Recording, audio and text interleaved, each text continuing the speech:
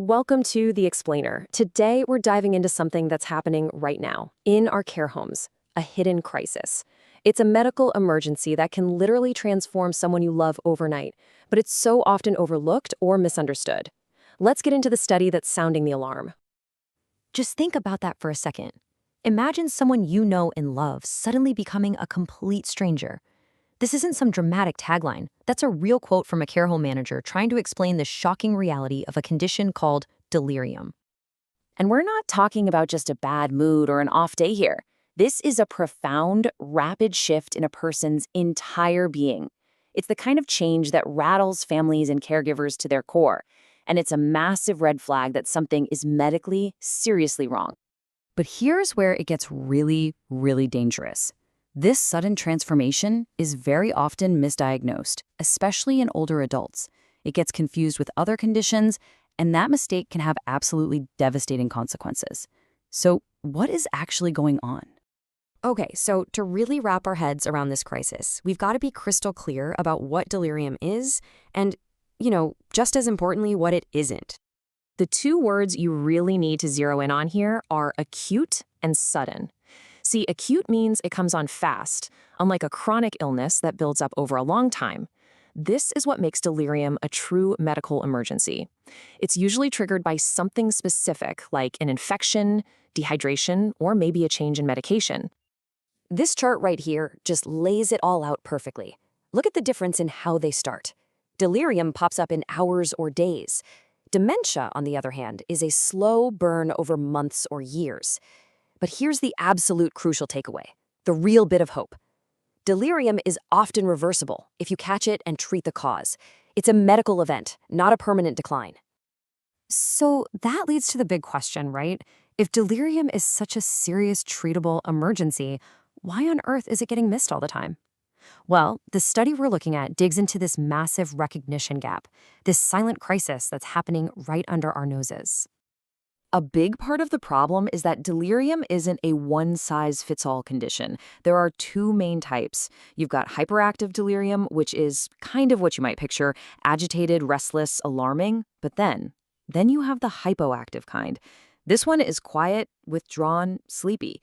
And because it's so subtle, it's incredibly easy to miss, to just write it off as someone being tired or a little down. And if you need proof of how dangerous that is, listen to this. It's a really chilling story from a care manager in the study. They said 2 paramedics came in and were so convinced a resident was dead that they didn't even try to help him. He wasn't dead. It was hypoactive delirium. That's how easily it can be missed, even by medical professionals. Now, it's really important to understand that this isn't just about individual mistakes. This problem is way bigger than that. It's systemic. It's baked into a healthcare system that is just stretched to its absolute breaking point. Care home managers in the study describe this whole tangled web of failures. We're talking about constant underfunding, communication that just completely breaks down between hospitals and care homes, chaotic hospital discharges. It all adds up to leave care staff feeling powerless and residents incredibly vulnerable.